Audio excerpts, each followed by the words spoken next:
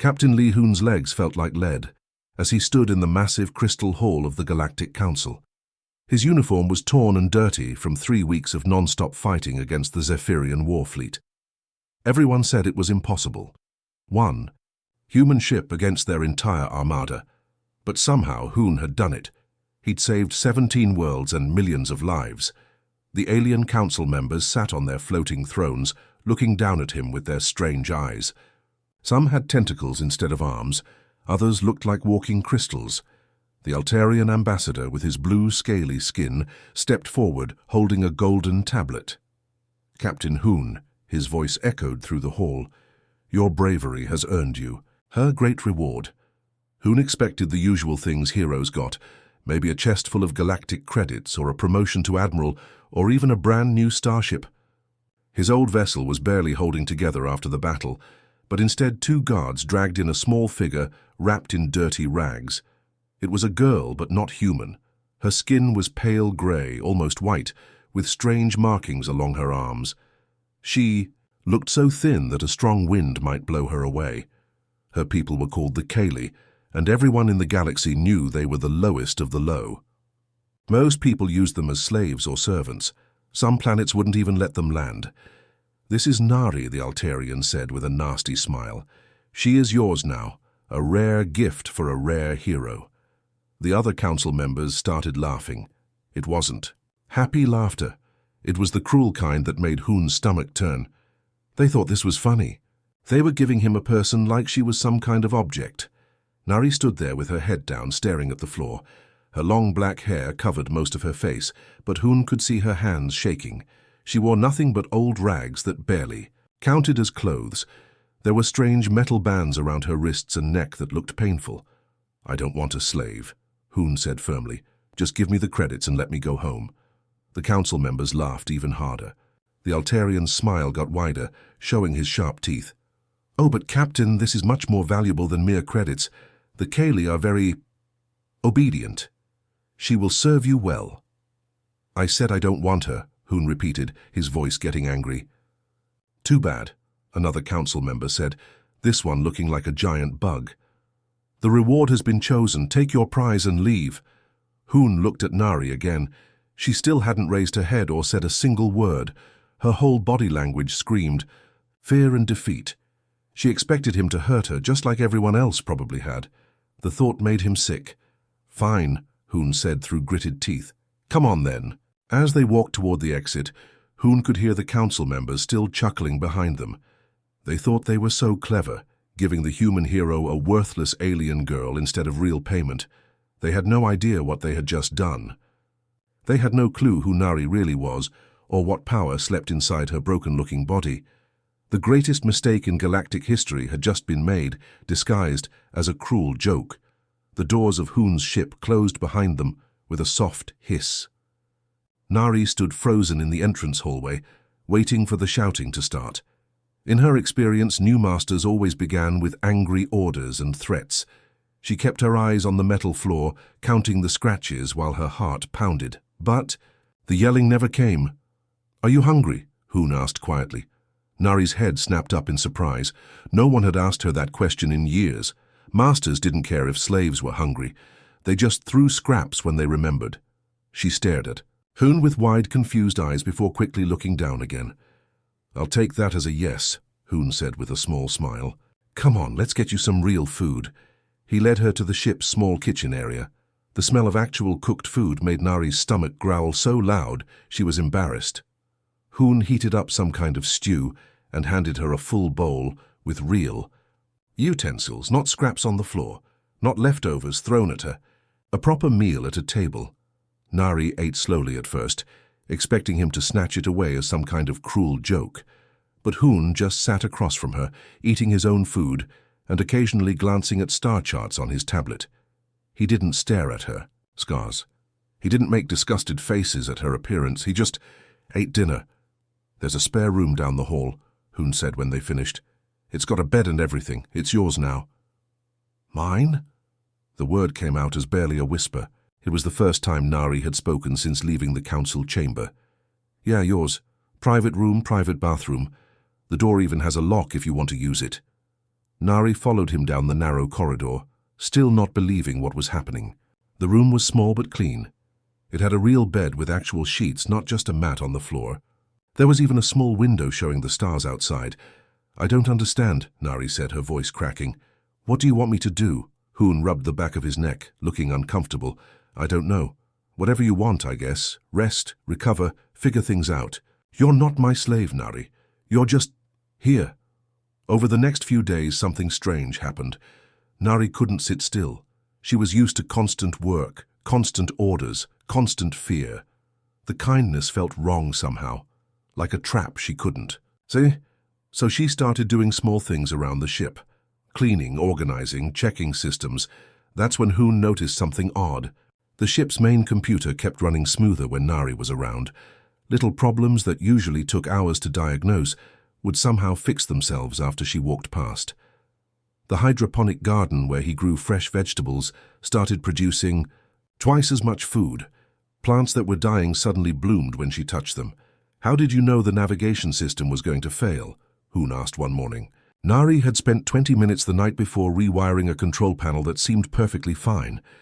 Then this morning, it would have crashed completely if she hadn't fixed it. I just felt it," Nari said quietly. "Things talk to me sometimes. Not with words, but I can feel when they're sick or broken." Hoon stared at her. In all his years traveling the galaxy, he'd never heard of anything like that. The Kaylee were supposed to be simple, primitive people. That's what everyone said. But Nari understood. His ship's systems better than he did, and he'd been flying for 15 years. Maybe the Council had made a bigger mistake than anyone realized. The warning alarms screamed through the ship like angry metal birds. Red lights flashed everywhere as Hoon jumped from his captain's chair and ran to the main controls. His hands flew over the buttons, checking sensors and weapon systems. "3 ships coming in fast," he muttered, reading the display. "Pirates. Scarvan-class raiders. These weren't just any pirates. The Scarvan were known for being especially cruel. They didn't just steal cargo, they took prisoners to sell in the slave markets." Hoon's blood ran cold thinking about what they'd do to Nari if they captured her. "Nari, get to the emergency shelter," Hoon shouted over the noise. "Lock yourself in and don't come out no matter what happens." But when he turned around, Nari wasn't running away. She was walking toward him with a strange look on her face. Her usual scared expression was gone, replaced by something Hoon had never seen before. She looked focused, determined. "Nari, what are you doing? You need to hide." "No," she said quietly, but her voice was stronger than he'd ever heard it. "I won't let them hurt you." The first blast hit their ship, making everything shake violently. Books fell off shelves and loose items crashed to the floor. Through the window, Hoon could see the 3 pirate ships getting closer, their weapons charging up for another attack. "This is Captain Vex of the Bloodfang," a rough voice crackled through the communication system. "Surrender now and we might let you live long enough to enjoy the slave markets." The pirates started laughing over the radio. Hoon reached for his weapon controls, but he knew it was hopeless. His small ship couldn't fight 3 raiders at once. He was a good pilot, but this wasn't a fair fight. That's when Nari did something impossible. She walked over to the main wall of the ship and placed both her hands flat against the metal surface. The moment her skin touched the wall, something changed. The ship itself seemed to come alive, humming with a new kind of energy that Hoon could feel in his bones. "What are you doing?" he whispered. Nari closed her eyes and started speaking in a language Hoon had never heard before. It sounded ancient, like words that came from the beginning of time. Her voice was soft, almost like singing, but there was power in it that made the air itself feel heavy. The metal under her hands began to glow with a soft blue light. The glow spread outward like water, running along the walls and ceiling until the entire ship was filled with gentle blue radiance. Hoon watched in amazement as the light seemed to flow through every wire, every circuit, every piece of technology on his vessel. Outside, something incredible was happening to the pirate ships. One by one, their engines stopped working. Their weapons powered down. Their life support systems went quiet. In less than 30 seconds, 3 deadly war machines became nothing more than floating metal boxes drifting helplessly in space. What did you do to us?" Captain Vex's voice came through the radio again, but now he sounded terrified instead of threatening. "Our systems are completely dead. Everything's shut down." Nari opened her eyes and looked at Hoon. The blue light faded away, but something had changed in her face. She looked taller somehow, stronger, like she was finally showing her true self after hiding for so long. "I asked the machines to sleep," she said simply. They listened. Hoon stared at her, his mouth hanging open. In all his years in space, he'd seen advanced technology, alien weapons, and incredible powers. But he'd never seen anything like this. Nari hadn't used any device or computer. She'd just touched his ship and somehow communicated with every piece of technology around them. The galaxy's most despised people had just revealed they possessed abilities beyond anyone's imagination. Hoon couldn't sleep that night. Every time. He closed his eyes. He saw those pirate ships going dark like someone had flipped a switch. He kept walking around his ship, touching the walls and wondering what Nari had done to them. Everything looked normal, but something felt different. The ship hummed quieter now, like it was more content. He found Nari in the garden room, sitting on the floor next to his tomato plants. She was holding one of the dying plants in her hands, and as he watched, the yellow leaves turned green again. New growth sprouted from the stem like magic. "We need to talk," Hoon said softly. Nari looked up at him with those strange purple eyes. In the garden's soft light, he noticed something odd. Her face looked different than before, less tired, less broken. The sharp angles of her cheekbones were actually quite beautiful when she wasn't hunched over in fear. "I know," she said. "You deserve the truth." She set the plant down gently and pulled up her sleeves. Hoon had seen the metal bands on her arms before, but now he looked closer. They weren't just jewelry or slave markings. They were some kind of technology with tiny lights and circuits built into the metal. They looked painful, digging into her skin. "My people aren't called the Kaylee," Nari began, her voice steady for the first time since he'd known her. "That's just what others call us. We call ourselves the Bio-Weavers. We can connect with living things and machines, talk to them, help them grow and heal." Bio-Weavers. Hoon had never heard that term before. "But I thought your people were just primitive, worthless?" Nari smiled sadly. "That's what they want everyone to believe. A long time ago, before you humans even reached the stars, my people were the guardians of this galaxy. We helped planets heal from wars. We made sure technology and nature worked together instead of fighting." She touched one of the metal bands on her arm, and Hoon saw her wince in pain. "But the powerful races got scared of us.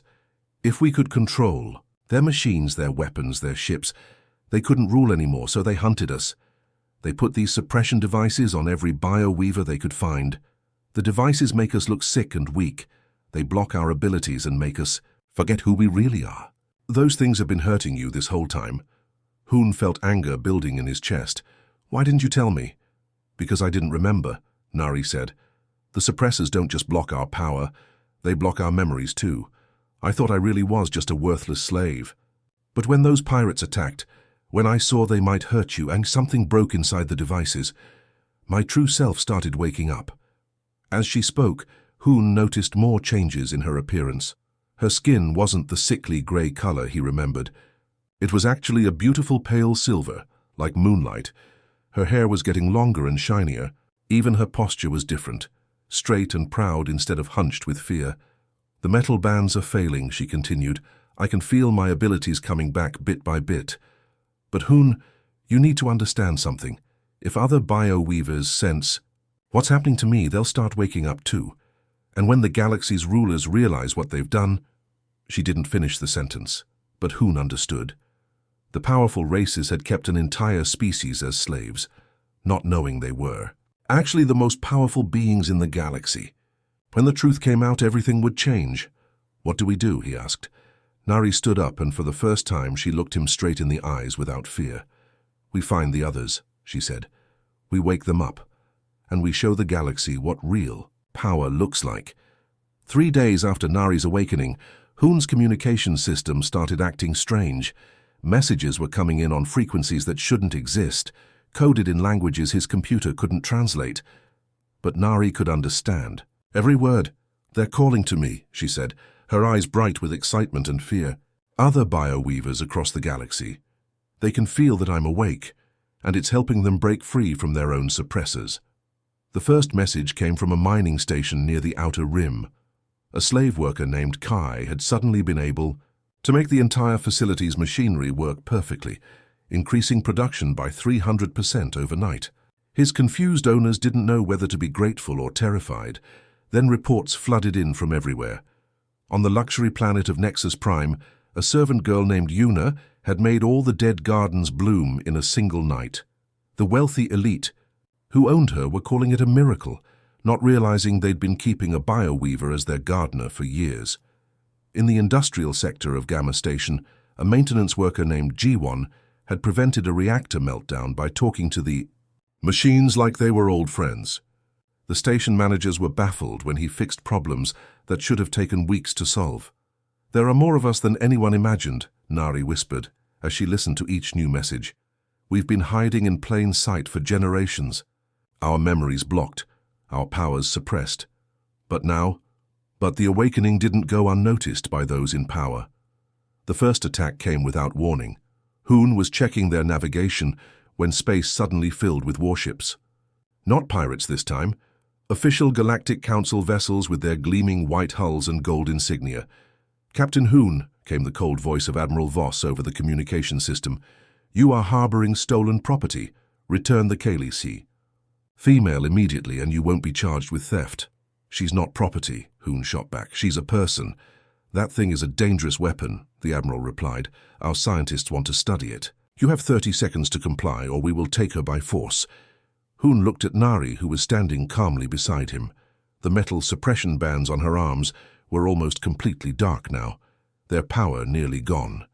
She was becoming more beautiful every day as her true self emerged. "Let me handle this," she said softly.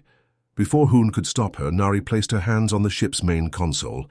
The familiar blue glow spread through the walls, but this time it was different, stronger.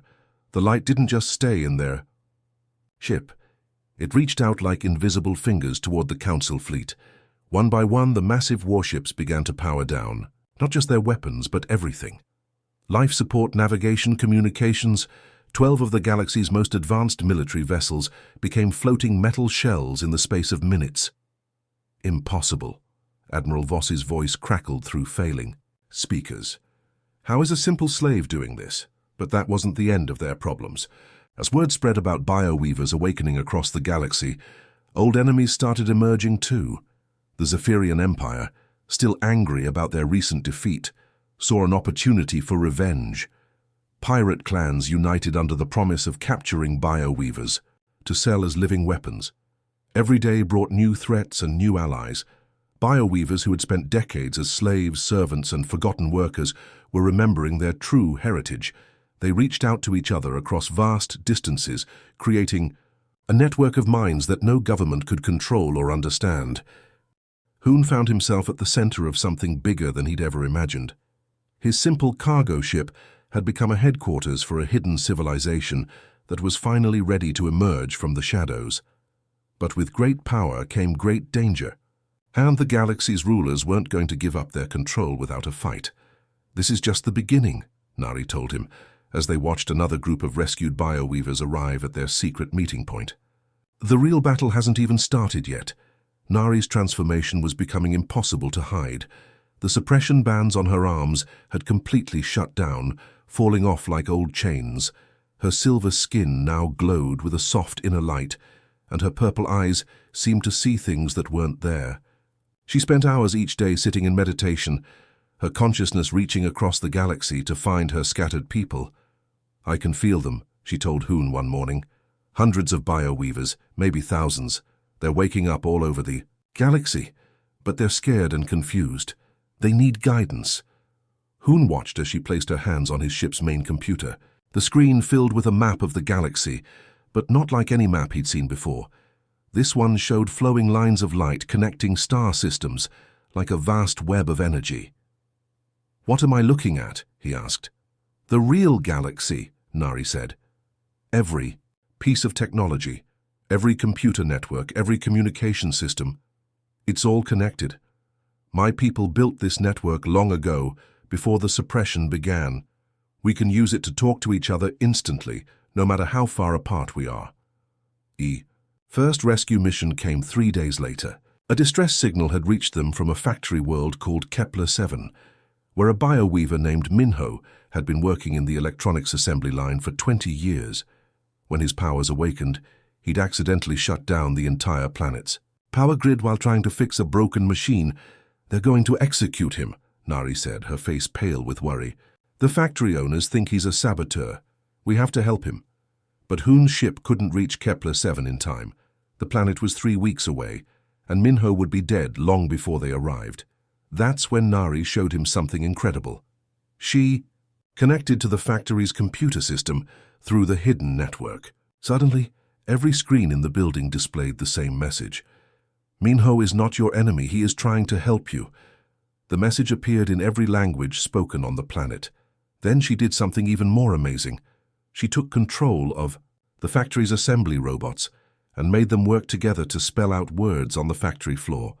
Free Minho or lose everything. The factory owners got the message. Within hours, Minho was released and smuggled off-world by sympathetic workers who brought him to Hoon's ship. You saved my life, Minho said when he met Nari. He was a thin man with kind eyes, still wearing his factory uniform. I thought I was going crazy when the machines started talking to me. You're not crazy, Nari assured him. You're home. Each rescued bioweaver made their network stronger. Minho turned out to be a genius with electronics, able to improve their ship systems in ways Hoon never thought possible. A woman named Sora, rescued from a mining colony, could communicate with the ship's navigation computer like it was an old friend. But their real breakthrough came when they saved a bioweaver, named June, from a research facility. He'd been kept as a test subject for years, his abilities studied and documented by scientists who had no idea what they were dealing with. I know where they keep the records, June told them, his voice shaking with anger. All the experiments, all the suppression techniques, all the lies they've told about our people, it's all stored in the central data core on Arcturus Station. Hoon felt a chill run down his spine. Arcturus Station was the most heavily defended facility in the galaxy, the place where the Galactic Council kept their most sensitive information. We can't break into Arcturus Station, he said. It's impossible. Nari smiled, and for the first time since he'd known her, it wasn't a sad smile. It was the smile of someone who knew exactly what they were capable of. We don't need to break in, she said. We already have access to every computer system in the galaxy. All we need to do is ask nicely. The revolution was about to begin, and it would be fought not with weapons or armies, but with the galaxy's own technology turned against its masters. The emergency session of the Galactic Council was chaos. Alien leaders from across the galaxy shouted at each other in dozens of languages, their voices echoing through the crystal chamber. Admiral Voss stood at the center, his face red with embarrassment and rage. 17 worlds have reported total system failures, he announced. Factory planets, military bases, communication hubs, all shut down by these awakened Kaylee, and it's spreading faster every day. The Altarian ambassador, who had first given Nari to Hoon, was pacing back and forth, his blue scales darker than usual. This is impossible. The Kaylee are weak, primitive creatures. They can't do this. Tell that to the mining colonies that went dark yesterday, snapped the insectoid Vex delegate. Tell that to the defense platforms that won't respond to our commands. These aren't the same broken slaves we've been using for centuries. Through the hidden network, Nari felt their panic like waves of heat. She sat in the main room of their secret base, an abandoned space station that 50 bioweavers now called home. Each one had their own story of awakening, of remembering who they truly were. They're terrified, she told Hoon, who was studying tactical displays with June and Minho. The Council is trying to figure out how to stop us before more of our people. Wake up. How many are awake now? Hoon asked. Over 300 that I can sense directly. Maybe thousands more across the outer systems. Nari's eyes glowed brighter as she reached out through the network. But Hoon, I can feel their fear too. Many of them want revenge for what was done to us. Generations of slavery, suppression, humiliation. A younger bioweaver named Tay spoke up from across the room. Why shouldn't we want revenge? They treated us like animals. They sold us, beat us, experimented on us. Now we have the power to make them pay." Several others nodded in agreement. The anger was understandable. These people had suffered for their entire lives, and now they finally had the strength to fight back. But Hoon saw something in Nari's expression that worried him. She looked sad, not angry. "What are you thinking?" he asked her quietly. "I'm thinking about what my grandmother used to tell me, back when I was very small before the suppressors made me forget everything." Nari's voice was soft, but everyone in the room could hear her. "She said that true power isn't about defeating your enemies, it's about healing what's broken." Tay scoffed. "Pretty words, but they won't undo decades of slavery." "No, they won't," Nari agreed. "But destroying the galaxy won't undo it either.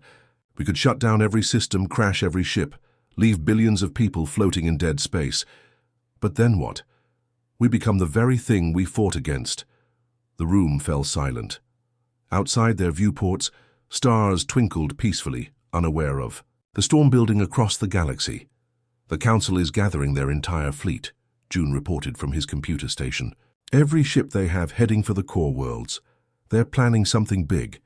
"Let them come," Minho said grimly. "We can disable their ships before they even reach us." "Or," Nari said, standing up and walking to the center of the room, "we can show them something they've never seen before. Something that will change everything." Hoon looked at her curious. In all their time together, he'd learned to recognize that tone in her voice. It meant she had an idea that was either brilliant or completely crazy. "What do you have in mind?" he asked. Nari's smile was peaceful, but there was something powerful behind it. "We're going to heal the galaxy, Hoon. All of it. Every dead world, every poisoned system, every broken ecosystem that centuries of war and greed have destroyed. We're going to show them what bioweavers were really meant to do." The other bioweavers stared at her in amazement. It was a plan, so unexpected, so completely opposite to what anyone would expect, that it just might work. The galaxy was about to learn that the most powerful weapon isn't always the one that destroys. The Galactic Council had never seen anything like it. From their command center on Centralis Prime, they watched in stunned silence as hundreds of small ships approached their heavily defended capital world. These weren't warships loaded with weapons. They were simple civilian vessels, cargo haulers, and converted passenger transports. "Why aren't they attacking?" Admiral Voss muttered, staring at the tactical display. His entire fleet was positioned around the planet, ready for the biggest battle in galactic history. But the bioweaver ships just stopped. They formed a peaceful circle around Centralis Prime, making no aggressive moves. Then something impossible began to happen. The dead moon of Centralis Minor, which had been lifeless rock for thousands of years, started to change. Green patches appeared on its grey surface, spreading like spilled paint across the barren landscape. Within hours, what had been a wasteland was becoming a garden world, with forests and rivers appearing where nothing had grown before. "How are they doing this?" whispered the Altarian ambassador, his blue face pale with shock. On her ship at the center of the bioweaver formation, Nari stood with her hands pressed against the main console. But she wasn't alone. Through the network, she was connected to every bioweaver in the galaxy, thousands of minds working together as one. The silver glow around her body was so bright now that Hoon had to squint when he looked at her. "We're not just healing the moon," she said, her voice carrying strange harmonics that seemed to come from everywhere at once. "We're showing them what we can do when we work together." The transformation spread beyond Centralis Minor. On the industrial world of Gamma Sector, where centuries of mining had poisoned the air and water, bioweavers began cleansing the atmosphere. Factory owners watched in amazement as their polluted rivers ran clear for the first time in generations. In the Kepler system, where ancient war had left 3 planets as radioactive wastelands, bioweavers reached out through the network to heal the damaged soil and restore the ecosystem. Dead worlds that no one had visited for centuries suddenly bloomed with new life. "They could have destroyed us," the Insectoid Vex delegate said quietly. "With this kind of power, they could have shut down every system we have, left us helpless in space. But instead they're fixing everything we broke." Admiral Voss finished, his voice full of wonder and shame. Hoon stood beside Nari, watching her work. She was beautiful now in a way that took his breath away, not just because the suppressors were gone, but because she was finally free to be who she really was. Her silver skin glowed with inner light, and her purple eyes held depths of wisdom that seemed older than the stars. "Are you ready for this?" he asked her softly. "I've been ready my whole life," she replied. "We all have." A communication signal came through from the planet below. It was the Galactic Council, requesting permission to speak with the BioWeaver representatives. "This is Chairman Kelos of the Galactic Council," came the formal voice. We would like to discuss terms." Nari smiled and opened the communication channel. When she spoke, her voice was calm and gentle, with no trace of anger or revenge. "There are no terms to discuss, Chairman. We're not here to conquer or punish. We're here to heal. Your worlds, your people, your future. We want to help fix what's been broken." The silence that followed was deafening. For the first time in galactic history, those in power were faced with beings who could destroy them completely, but chose instead to offer help. "Why?" Chairman Kelos finally asked. "After everything we did to your people, why would you help us?" "Because that's what BioWeavers do," Nari answered simply. "We heal, we don't destroy, and there's been enough destruction in this galaxy to last 1,000 lifetimes. The age of fear was ending. The age of healing was about to begin." 6 months after the Great Awakening, Hoon stood on the observation deck of New Haven Station, watching something that still amazed him every day. Through the massive windows, he could see ships from dozens of different species working together to build humanity's first joint colony with the BioWeavers. Human construction crews worked alongside Altarian engineers and Vex technicians, but it was the BioWeavers who made it all possible. They acted as translators not just for languages, but for the technology itself. When a human power core couldn't connect to an Altarian life support system, a BioWeaver would place their hands on both machines and help them understand each other. "Amazing, isn't it?" Nari's voice came from behind him. She approached quietly, her silver skin glowing softly in the starlight. Even after all this time, Hoon still caught his breath when he saw her. The scared, broken girl he'd first met was completely gone, replaced by someone radiant with purpose and inner strength. "I never imagined anything like this was possible," Hoon admitted. 6 months ago, half these species wouldn't even talk to each other. Now they're building cities together. "Fear makes people do terrible things," Nari said, taking his hand. "But when the fear goes away, you'd be surprised how quickly they remember how to cooperate." The change hadn't happened overnight. There had been resistance at first, especially from the military and some of the older politicians. Admiral Voss had actually tried to organize a secret attack on the BioWeaver settlements, but his own ships had refused to fire when the moment came. The BioWeavers had spent decades maintaining those vessels. The ships knew their creators and wouldn't harm them. That was when the galaxy truly understood what they were dealing with. The BioWeavers weren't conquerors or destroyers. They were gardeners on a galactic scale, and they'd been taking care of everyone's technology for generations without anyone realizing it. "The Council voted today," Nari said. "They officially recognized BioWeaver sovereignty over all the restored worlds, and they want to set up a permanent cooperation committee." "That's great news," Hoon replied, "though I still can't believe Chairman Kelos actually apologized to you in front of the entire galaxy." Nari laughed, a sound like silver bells. "I think he was more shocked than anyone when he realized what we were capable of. Imagine spending your whole life thinking you were the most powerful being in the galaxy, only to discover you'd been keeping the real power as slaves." They walked together through the station's central garden, where BioWeavers had created an ecosystem that mixed plants and technology in ways that seemed like magic. Trees with silver bark hummed softly, their roots connected to the station's computer networks. Flowers that glowed like small stars provided both beauty and energy for the living quarters. "Minho sent a message from the Outer Rim colonies," Nari continued. "The terraforming projects are ahead of schedule. 3 dead worlds will be ready for colonists next year. And June's team finished cleaning the radiation from the Kepler system. Families can finally return to their home worlds." "And Tay, is he still angry about the peaceful approach?" Tay is running the youth education program on Altair 3, Nari smiled, teaching young bio-weavers and humans to work together. It turns out he's excellent with children. Once he learned to channel his passion into building instead of fighting. They stopped at the garden's center, where a fountain flowed with water that sparkled like liquid starlight.